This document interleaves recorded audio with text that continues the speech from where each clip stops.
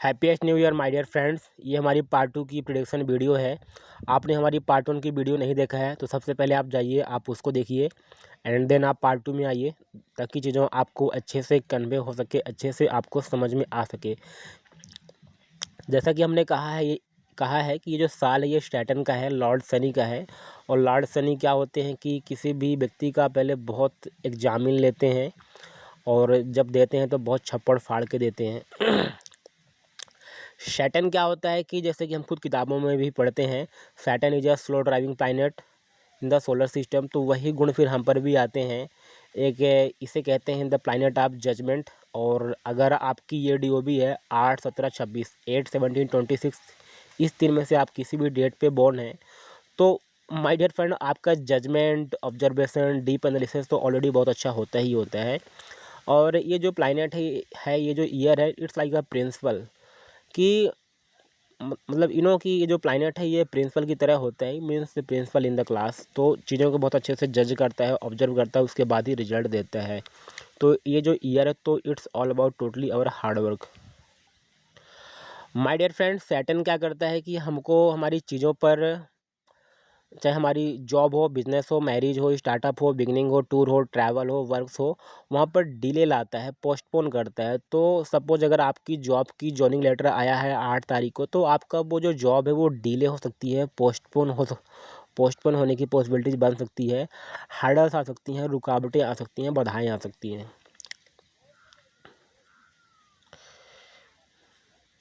ये जो ईयर है आपको डेप्थ को बढ़ा सकता है, क्योंकि सैटर्न डेप्थ को भी इंक्रीज करता है, लेकिन अगर देने पर आए तो फिर आपको छप्पड़ फाड़ के दे भी सकता है। तो आप अपने मनी की सेविंग अच्छे से करके रखें, बैलेंसिंग आप बना के रखें। रिसेशन भी आने की पॉसिबिलिटीज है, आइदर आपके घर पर, सिटी पर, स्टेट पर, कंट्री पर, कहीं पर भी। एंड जो या तो फिर आपका घर का केस हो, आपका व्यक्तिगत केस हो, आपके डिस्ट्रिक्ट का हो, ज़िले का हो, सिटी का हो, स्टेट का हो, कंट्री का हो, तो जो पेंडिंग केसेस चल रहे हुए हैं तो वो उसके इस साल बहुत अच्छे रिजल्ट्स आने की पॉसिबिलिटीज़ है। और जो भी होगा वो मतलब जो भी पेंडिंग केसेस हैं उनके रिजल्ट इस साल आने की बहुत ज़्यादा पॉसिबिलिटीज़ है।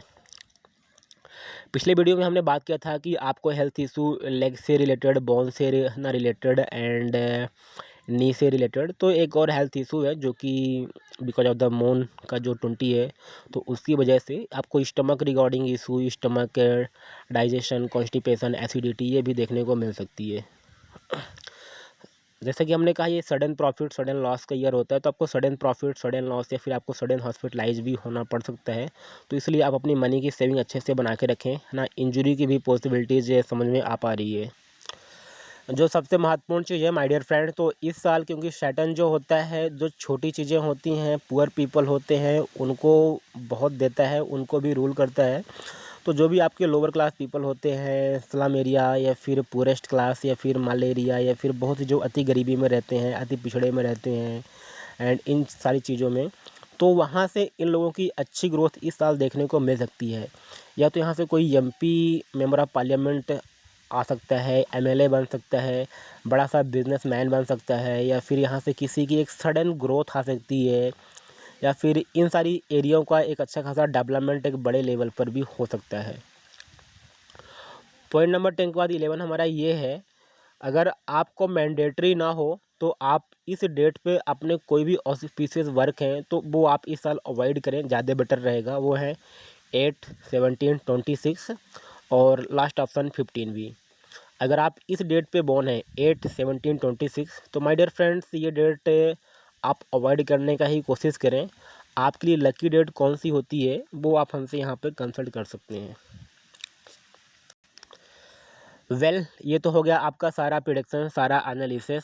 अब यहाँ पर ऐसी कौन सी चीज़ें हैं कि अगर जो हम चीज़ों को अपने पे करते हैं तो हमारे लक फैक्टर को, ग्रोथ को, प्रोस्पेरिटी को और हमको बेटरमेंट कर सकता है। तो सबसे पहले होता है माय डियर फ्रेंड्स कि आपका नाम, क्योंकि किसी भी व्यक्ति को उसके जाने के बाद हम सिकंदर द ग्रेट नाम से ही जानते हैं, हम उसके डेट ऑफ बर्थ से नहीं जानते हैं, हम उसके नाम से जानते हैं।